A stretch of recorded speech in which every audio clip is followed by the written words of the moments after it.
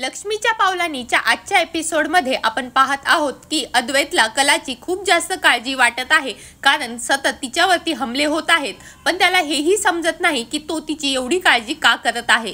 त्यासाठी तो त्यांचा जो काउन्सिलर आहे त्यांना भेटायला जातो आणि त्यांना सांगतो की कला जी आहे त्याच्या जे पण सांगतो ते ऐकत नाही आणि त्याच्या विरुद्धच करते.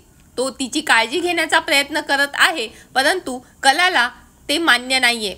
आणि हे सगळं ऐकून काउन्सिलरला प्रश्न पडतो की आज पहिल्यांदा हा आपल्या बायकोबद्दल चांगलं बोलत आहे आणि तिची काळजी करत आहे, कारण आतापर्यंत ते फक्त भांडण करायचे आणि एकमेकांबद्दल उणे काढायचे.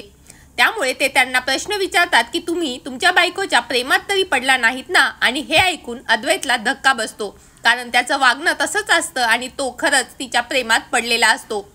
पुढे काय होणार अद्वैत आणि कलाच्या नात्याचं हे बघायला नक्कीच आवडेल. धन्यवाद.